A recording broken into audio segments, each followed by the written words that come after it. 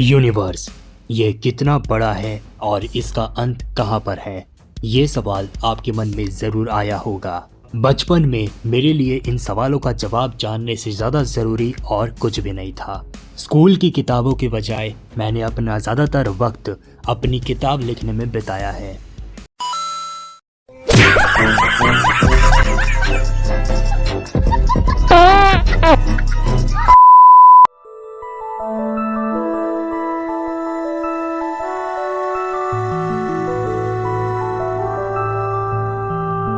लेकिन मेरी ये कुर्बानी बेकार नहीं गई।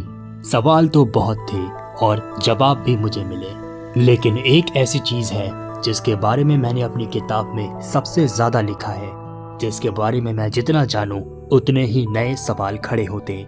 वो ऑब्जेक्ट है ब्लैक होल।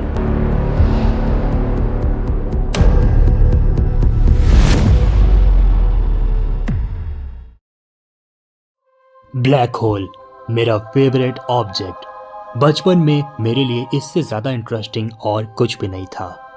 मेरी किताब में इसका जिक्र सबसे ज़्यादा हुआ है। मैंने इसके बारे में जितना जाना उतना ही इसने मुझे हैरान करा है। उस टाइम मैंने सपने में भी नहीं सोचा था कि मेरे पास खुद की ऑब्जर्वेटरी होगी जिसका इस्तेमाल करके मैं खुद एक ब्लैक होल को कैप्चर करूँगा। यानी आज ठीक इस तारीख को। और आप कहीं मत जाइएगा क्योंकि जो होने वाला है वो भारत से पहली बार होगा। तो तैयार हो जाइए ब्लैक होल के सफर के लिए। एक ऐसा सफर जिसके लिए आपको 18 बिलियन लाइट ईयर्स दूर जाना होगा।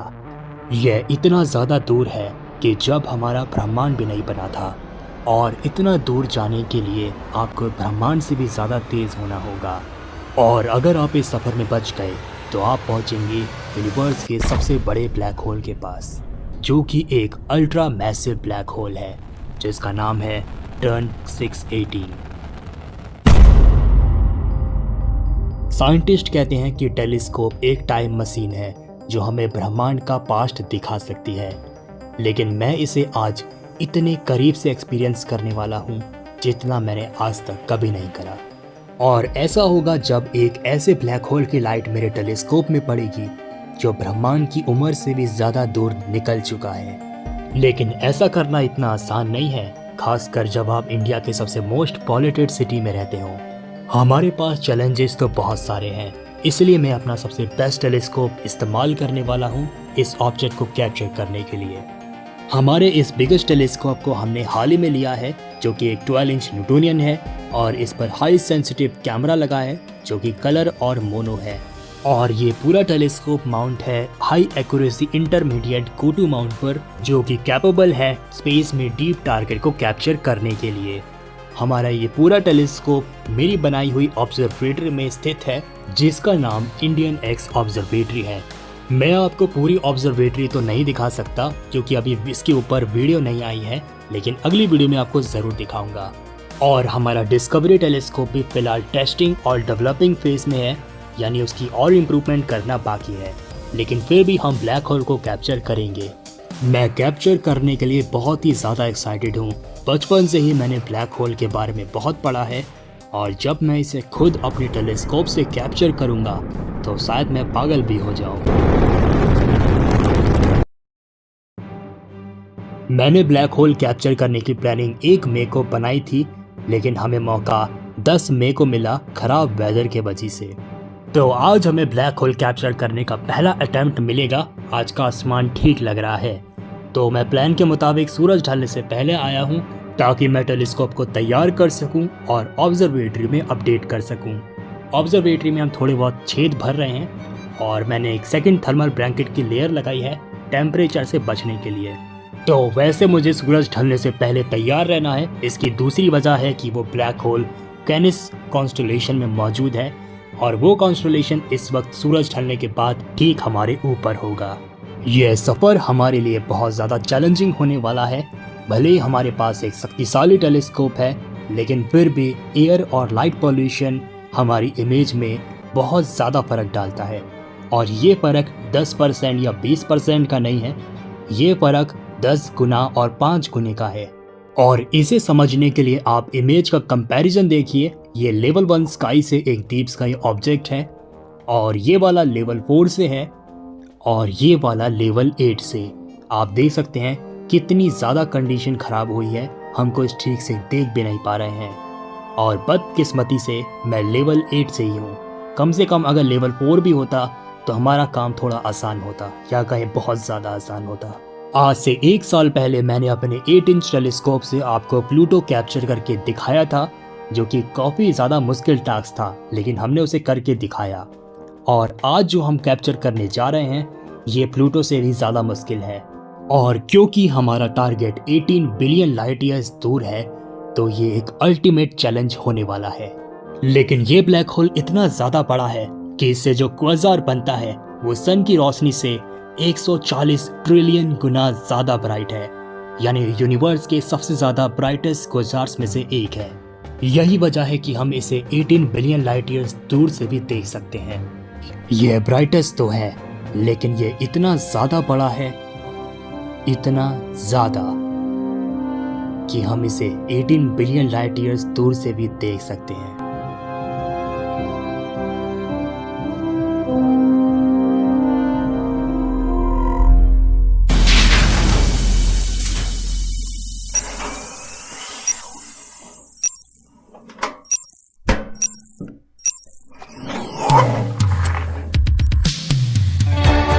इन 3 हफ्तों में मैंने 4 से भी ज़्यादा अटेम्प्ट करे ब्लैक होल को कैप्चर करने के लिए, लेकिन हर बार मैं फेल होता। आसपास इतने सारे एसी से बहुत सारी वाइब्रेशन पैदा हो रही है, मुझे नहीं लगता मैं आज कुछ कर पाऊंगा। आज का तूफान इतना ज़्यादा तेज़ है कि ये अब तक का सबसे स्ट्रॉन्गेस्ट तूफान है जो ऑब्जर्वेटरी आज पहली बार सहने वाली है।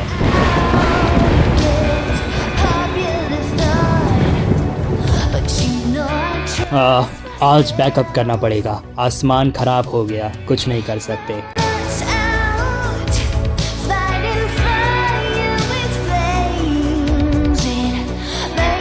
आज अचानक से बादल आ टपके जिससे कैप्चर नहीं कर पाया, लेकिन मून काफी अच्छा लग रहा है।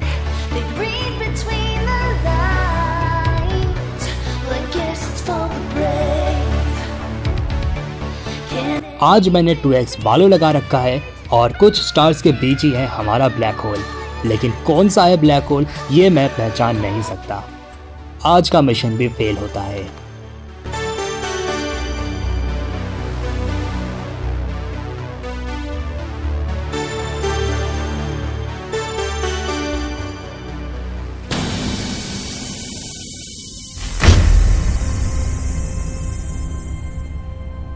Failure.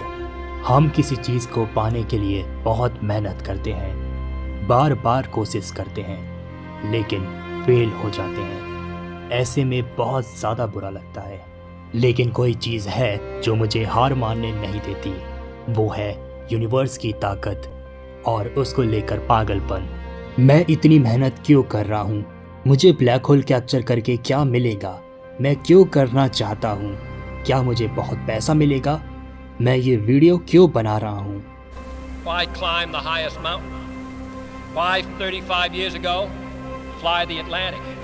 Not because they are easy, but because they are hard. इन सभी सवालों का जवाब सिर्फ एक ही है, जो कि है यूनिवर्स। यानी अगर मुझे 100 ट्राई भी करना पड़े तो मैं करूँगा, और अगर नया टेलीस्कोप लेना पड़े तो वो भी लूँगा। मुझे पता है कि मैं किस ऑब्जेक्ट को कैप्चर करने की कोशिश कर रहा हूँ, लेकिन 1957 में जब इस ऑब्जेक्ट को पहली बार कैप्चर करा गया था तो इसे एक स्टार माना जा रहा था। लेकिन 1970 में हुए रेडियो सर्वे से इस ऑब्जेक्ट की इमिशन लाइन से कंफर्म हुआ कि ये एक क्वाज़ार है और इसे पावर दे रहा है इसके न्यूक्लियस में मौजूद ultra super massive black hole. Astronomer ने ये काम 60 से ज़्यादा साल पहले करके दिखाया है और आज हमारे पास टेलीस्कोप बहुत आधुनिक है, तो मैं ये क्यों नहीं कर सकता। इसलिए मैंने बहुत सारी रिसर्च करी दोबारा से और अपनी प्लानिंग और स्ट्रेटजी को सुधारा। मैं प्लेट सॉल्विंग का इस्तेमाल नहीं कर सकता क्योंकि पॉल्यूशन की वजह से वो काम नहीं करता। यानी हमें जो करना है वो मैनुअली करना होगा, चाहे वो नेविगेशन हो या फिर ऑब्जेक्ट को पहचानना हो। प्रॉब्लम ये है कि पॉल्यूशन इतना ज़्यादा है कि हम ब्लैक होल को देख ही नहीं सकते। तो नेविगेशन और उसे पहचानना तो दूर की बात है। अगर पॉल्यूशन नहीं होता तो नेविगेट करना बहुत ज़्यादा आसान हो जाता।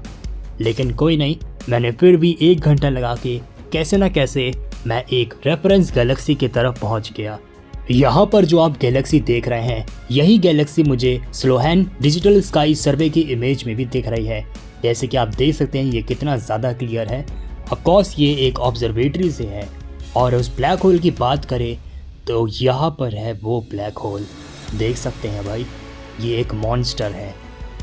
हम एक ऐसी गैलेक्सी के पास पहुँच गए हैं जिसके आसपास ही है वो सुपर मैसिव ब्लैक होल। हमें वो ब्लैक होल नहीं दिख रहा है और ये 10 मिनट का एक्सपोजर है, फिर भी हम इस गैलेक्सी को मुश्किल से ही देख पा रहे हैं। तो ब्लैक होल तो नहीं दिखेगा, हमें और भी ज़्यादा लॉन्ग एक्सपोजर लेना होगा। तो मैंने इसलिए ऑन करी गाइडिंग और टेलीस्कोप को लाइट कलेक्ट करने के लिए छोड़ दिया। लेकिन थोड़ी देर बाद बादल आने लग गए थे, तो मैंने सोचा क्यों ना डीप स्काई कैमरा से भी कैप्चर कर लिया जाए। तो मैंने कैमरा स्विच करा अपना मोनो कैमरा में और उससे कैप्चरिंग स्टार्ट करी। और उससे भी हमें ज़्यादा शॉट नहीं मिल पाया क्योंकि आसमान ख़राब हो गया था, तो मुझे बैकअप करना पड़ा। लेकिन मैं बहुत ज़्यादा एक्साइटेड था, क्या ब्लैक होल कैप्चर हुआ होगा, इतना ज़्यादा कि मैंने उसी रात डाटा की प्रोसेसिंग स्टार्ट कर दी। रात के 3 बजने वाले हैं और मैं प्रोसेसिंग कर रहा था और कोशिश कर रहा था कि वो ब्लैक होल हमें दिख जाए। लेकिन तभी मुझे उम्मीद की किरण नज़र आई, या ये कह सकते हैं ब्लैक होल की किरण नज़र आई। यह किरण बहुत ही ज़्यादा धुंधली थी, इतनी धुंधली कि इसे देखना तो मुश्किल था ही, लेकिन इसने मुझे मजबूर ज़रूर कर दिया था कि मैं दोबारा से कैप्चर करूं।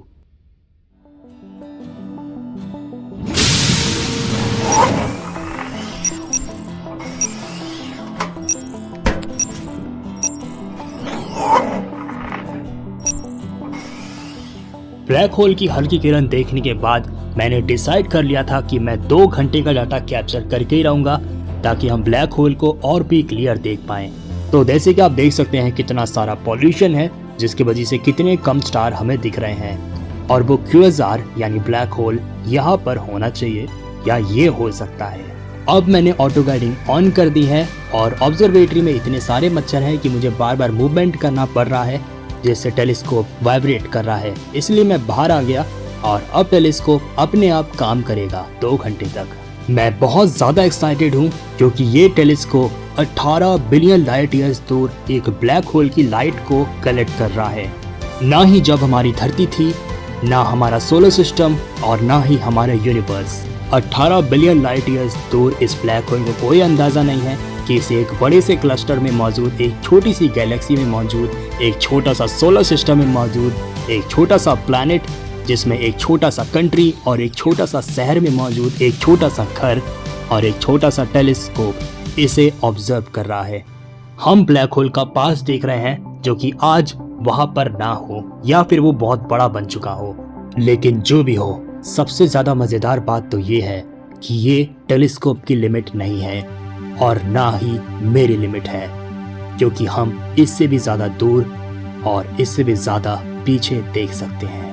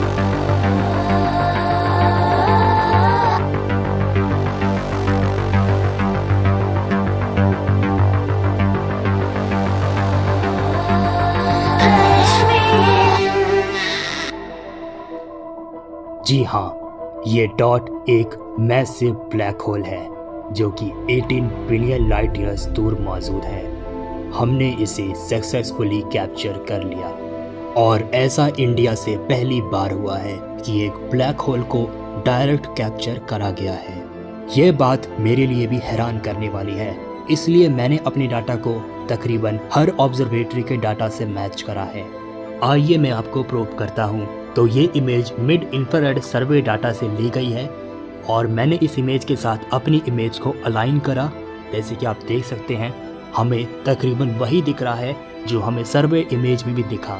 यहाँ पर आप साफ देख सकते हैं, ये वाली गैलेक्सी के साथ हर स्टार मैच कर रहे हैं और वो मैसिव क्यूएसआर यानी ब्लैक होल ठीक यहाँ पर है जो कि हमारी इमेज में भी है। और जैसे कि आप देख सकते हैं, ये कितना ज़्यादा ब्राइट है। इसका मतलब हम ब्रह्मांड में और भी ज़्यादा दूर देखने को कैपेबल हैं। ओके, तो एक और बार कंफर्मेशन ले लेते हैं एक और इमेज से जिसे कैप्चर करा था ब्रे पॉल ने अपने 16 इंच टेलीस्कोप से।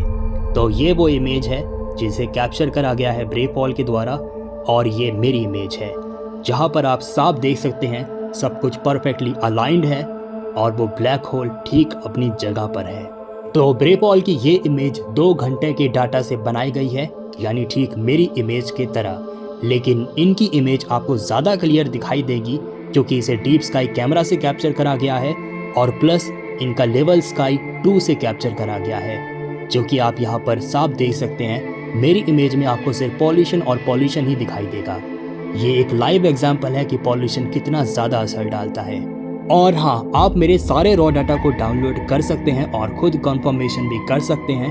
हाँ, मैं समझ सकता हूँ मैंने चीज़ ही ऐसी कैप्चर करी है जो सुनने में इम्पॉसिबल लगती है, इसलिए मैं आपको रॉ डाटा दे रहा हूँ ताकि आप डबल चेक कर सकें। और हाँ, पहली बार के हिसाब से ये इमेज बहुत ज़्यादा कमाल की है अगर आप मेरे सारे डिसएडवांटेज को ध्यान में रख कर देखें तो। ब्लैक होल के पास जूम करें तो आपको ब्लैक होल के आसपास शायद लमान अल्फा नेबुला दिखेगा, जिसे मैं कंफर्मेशन से नहीं कह सकता क्योंकि ये नेबुला सिर्फ अल्ट्रा वायलेट में विजिबल है। लेकिन जो भी हो, ये बात कमाल की है कि हम एक डायरेक्टली देख रहे हैं एक ब्लैक होल को जिसकी एक्रेशन डिस्क चमक रही है और उस तेज़ रोशनी के पीछे है एक सुपर मैसिव ब्लैक होल या कहे अल्ट्रा मैसिव। ये ब्लैक होल सबसे ज़्यादा बड़ा है या कहे सेकंड सबसे बड़ा है, क्योंकि इससे बड़ा ब्लैक होल भी मौजूद है ब्रह्मांड में जिसका नाम है फोएनिक्स ए। ये ब्लैक होल बहुत ही ज़्यादा बड़ा है और इसे भी मैं ज़रूर कैप्चर करूँगा। हमारे लिए इस ब्लैक होल को कैप्चर करना एक अल्टीमेट चैलेंज बन चुका था क्योंकि इतना सारा पॉल्यूशन था और ये शायद पहली बार है कि इस ब्लैक होल को इतने पॉल्यूटेड सिटी से कैप्चर करा गया है। लेकिन जो भी हो, इंडियन एक्स ऑब्जर्वेटरी जानी जाती है अपने मोस्ट यूनिक और हार्डेस्ट टारगेट कैप्चर करने के नाम से।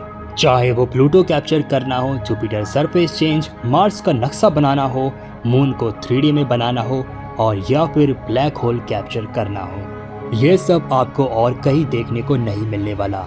लेकिन सबसे मज़ेदार बात तो ये है कि ये सब तो बस ट्रेलर है, पिक्चर अब तो शुरू होने वाली है।